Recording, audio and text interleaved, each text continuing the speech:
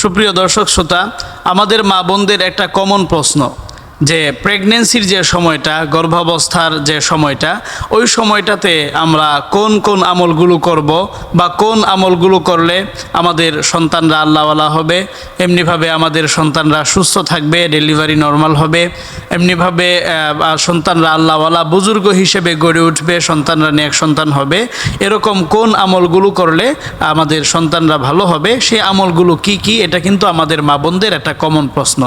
সুপ্রিয় দর্শক শ্রোতা, প্রেগন্যান্সির যে সময়টা, এই সময়টা কিন্তু মা বোনদের জন্য অত্যন্ত গুরুত্বপূর্ণ, সেই সাথে গুরুত্বপূর্ণ গর্ভের সন্তানের জন্য।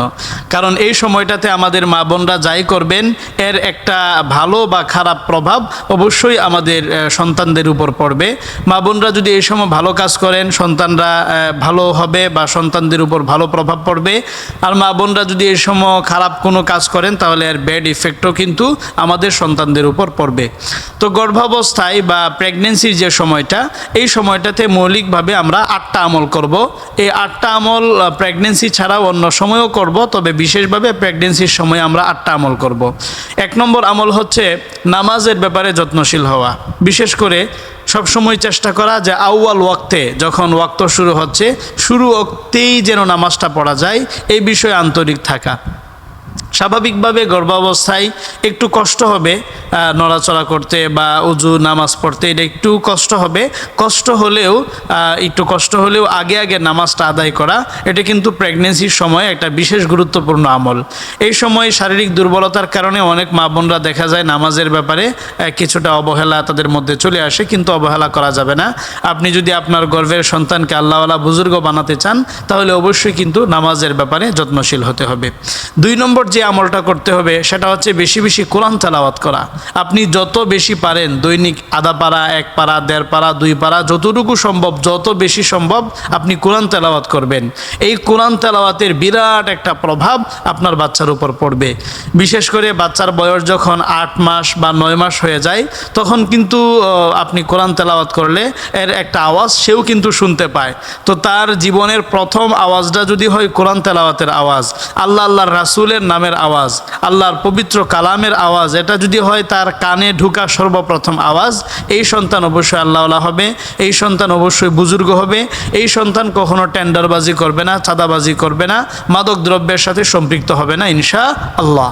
এজন্য দ্বিতীয় যে গুরুত্বপূর্ণ আমলটা আমাদের মা বোনরা করবেন, সেটা হচ্ছে বেশির থেকে বেশি কোরআন তেলাওয়াত করা।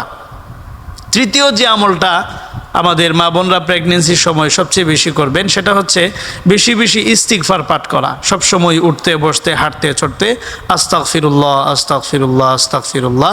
এই আমলটা করতে আপনার ওযুর দরকার হবে না, গোসলের দরকার হবে না। এই আমলটা করতে, ইস্তিগফার পাঠ করতে কোনো রকম শারীরিক বা মানসিক পরিশ্রম ব্যয় হবে না, শ্রম লাগবে না, শুধুমাত্র মানসিক ইচ্ছা থাকলেই কিন্তু সম্ভব। এজন্য বেশির থেকে বেশি ইস্তিগফার পাঠ করার চেষ্টা করা, এটা হচ্ছে গর্ভাবস্থায় বা প্রেগন্যান্সির সময়ে 3 নম্বর আমল। ইস্তিগফারের অনেক ফজিলত এবং মর্যাদা পবিত্র কোরআন এবং রাসূলের সহিহ সুন্নাহয় বর্ণিত হয়েছে। এই বিষয়ে আল্লাহ পাক সূরা নূহের মধ্যে ইরশাদ করেছেন, ফাকুল তুস্তাগফিরু রাব্বাকুম ইন্নাহু কানা গাফফারা। হযরতে নূহ আলাইহিস সালাম তার সম্প্রদায়ের লোকদেরকে বলেছিলেন, আমার সম্প্রদায় তোমরা বেশি বেশি ইস্তিগফার পাঠ করো, এর মাধ্যমে তোমরা অনেকগুলো উপকার পাবা। এর মধ্যে একটা হচ্ছে আল্লাহ পাক তোমাদেরকে ক্ষমা করবেন। এমনিভাবে ইউরসিলিস সামা আলাইকুম মিদরারা, আল্লাহ পাক তোমাদেরকে রহমতের বৃষ্টি দান করবেন। এরপরেই হযরতে নূহ আলাইহিস সালাম বলেছিলেন, ওয়ায়ুমদিদুকুম বিআমওয়াল ওয়া বানিন, আল্লাহ পাক তোমাদেরকে নেক সন্তান, সুসন্তান, মা বাবার বাধ্যগত, মা বাবার অনুগত, এমনিভাবে আদর্শ সন্তান দান করবেন। এজন্য আমরা যদি আদর্শ সন্তান পেতে চাই, নেক সন্তান, সুসন্তান হিসেবে আমাদের সন্তানদেরকে গড়ে তুলতে চাই, তাহলে অবশ্যই কিন্তু মা বোনদের প্রেগন্যান্সির সময়টাতে বেশি বেশি ইস্তিগফার পাঠ করতে হবে। 4 নম্বর যে আমলটা আমরা করতে পারি, সেটা হচ্ছে বেশি বেশি দোয়া করা, আল্লাহর কাছে নেক সন্তান চাওয়া, সুসন্তান চাওয়া। বিশেষ করে নামাজের পরে যে সময়গুলোতে বা দোয়া কবুলের যে সময়গুলোতে, এই সময়গুলোতে নেক সন্তান এবং সুসন্তানের জন্য আল্লাহর কাছে দোয়া করা।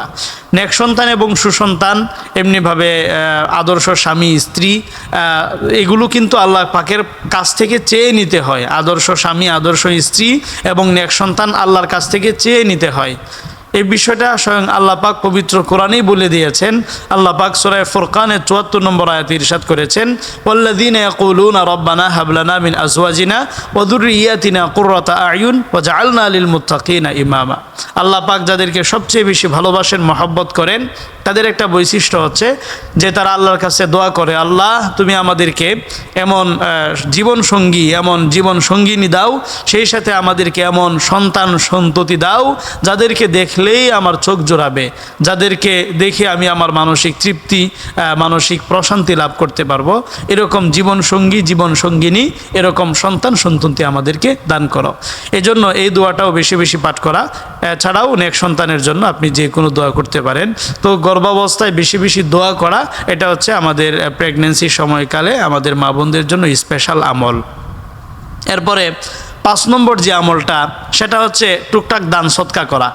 আমাদের মা বোনরা দান সৎকা করেন অবশ্যই, আলহামদুলিল্লাহ।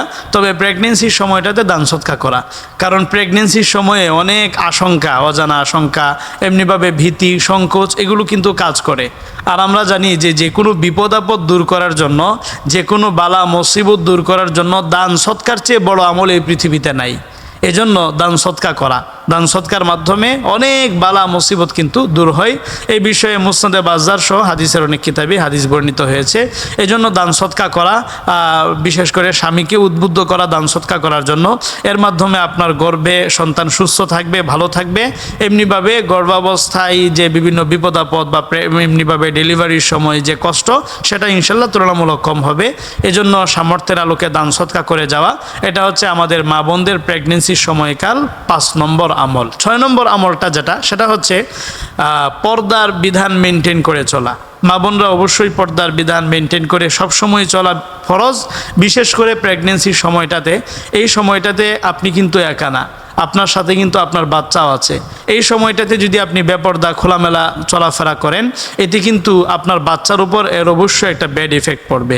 কিন্তু আপনি যদি এই সময়টাতে ভালোভাবে চলেন, এই সময়টাতে পর্দা পুশিদা মেনটেন করে চলেন, এই সময়টাতে আপনি নন মাহরাম বা গায়রা মাহরাম কারোর সাথে দেখা সাক্ষাৎ না করেন, সম্পূর্ণ এই পর্দা মেনটেন করে চলেন, তাহলে এর একটা ভালো প্রভাব আপনার পেটের বাচ্চার উপর পড়বে এবং সেও বড় হয়ে আপনার মতো আল্লাহওয়ালা বুজুর্গ, এমনিভাবে সেও একজন আদর্শ সন্তান এবং নেক সন্তান হিসেবে গড়ে উঠবে। এরপরে 7 নম্বর যে আমলটা আমাদের মা বোনরা করবেন, সেটা হচ্ছে ধৈর্য ধারণ করা।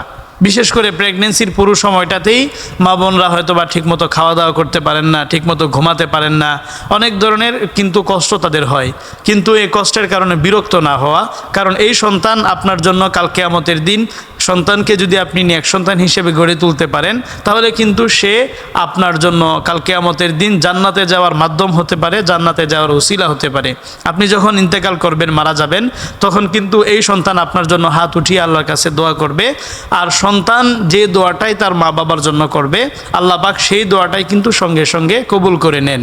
এজন্য সন্তান আপনার জন্য আল্লাহর পক্ষ থেকে অনেক বড় একটা নিয়ামত। এজন্য সন্তানের জন্য যদিও আপনার প্রেগনেন্সির সময়টাতে কষ্ট হচ্ছে, কিন্তু তবু একটু ধৈর্য ধারণ করেন, আল্লাহর ব্যাপারে কোনো অভিযোগ করবেন না। অনেক মায়েরা আছে যারা সারা জীবনে সন্তানের মুখ দেখতে পারে না। আপনার সন্তান আল্লাহ পাক আপনাকে দিচ্ছেন, এজন্য শুকরিয়া আদায় করা, আল্লাহর ব্যাপারে কোনো অভিযোগ না করা, বা সন্তান পেটে থাকার কারণে যে কষ্ট হয় এটার কারণে বিরক্ত না হওয়া। আপনি সন্তান পেটে নিয়ে যতটুকু কষ্ট করছেন, এর জন্য কিন্তু আপনি নফল ইবাদতের সমপরিমাণ সওয়াব পাবেন ইনশাআল্লাহ। সর্বশেষ 8 নম্বর যে আমলটা আমাদের মা বোনরা করবেন, সেটা হচ্ছে সবসময় চেষ্টা করা অজু অবস্থায় থাকার জন্য। এমনিতেই অজু অবস্থায় পবিত্র, পরিষ্কার পরিচ্ছন্ন থাকা, এটা কিন্তু একটা স্বতন্ত্র ইবাদত। এজন্য সবসময় অজু অবস্থায় থাকা, পবিত্র থাকা, পরিচ্ছন্ন থাকা, এটা কিন্তু গর্ভাবস্থায় বা প্রেগনেন্সির সময়কালে আমাদের মা বোনদের স্পেশাল একটা ইবাদত। তাহলে আজকে আমরা আলোচনা শুনলাম আমাদের মা বোনরা প্রেগনেন্সির সময় বা গর্ভাবস্থায় সর্বমোট 8টা আমল আমাদের মা বোনরা করতে পারেন। এর মধ্যে 1 নম্বর আমলটা হচ্ছে নামাজের ব্যাপারে যত্নশীল থাকা, 2 নম্বর আমলটা হচ্ছে কোরআন তেলাওয়াত করা, 3 নম্বর আমল হচ্ছে বেশি বেশি ইস্তিগফার পাঠ করা, 4 নম্বর আমল হচ্ছে বেশি বেশি আল্লাহর কাছে দোয়া করা, 5 নম্বর আমল হচ্ছে দান সদকা করা, 6 নম্বর আমল হচ্ছে পর্দা পুশিদা মেনটেন করে চলা, 7 নম্বর আমল হচ্ছে যে গর্ভাবস্থায় প্রেগনেন্সির সময়টাতে সন্তানের কারণে মায়েদের অনেক কষ্ট হয়, কিন্তু ধৈর্য ধারণ করা, আল্লাহর কাছে সওয়াবের প্রত্যাশা রাখা, রাখা, সর্বশেষ 8 নম্বর আমলটা হচ্ছে উজু অবস্থায় থাকা। এই 8টা আমল যদি আপনি প্রেগনেন্সির পুরো সময়টাই করতে পারেন, ইনশাল্লাহ আপনার সন্তান নেক সন্তান হবে, আপনার সন্তান আল্লাহওয়ালা হবে এবং ডেলিভারির সময়ও কষ্ট কম হবে ইনশাল্লাহ, এবং সব ধরনের বিপদ আপদ থেকে আপনাকে এবং আপনার সন্তানকে আল্লাহ পাক হেফাজত করবেন। আল্লাহ পাক আমাদের আমল করার তৌফিক দিন।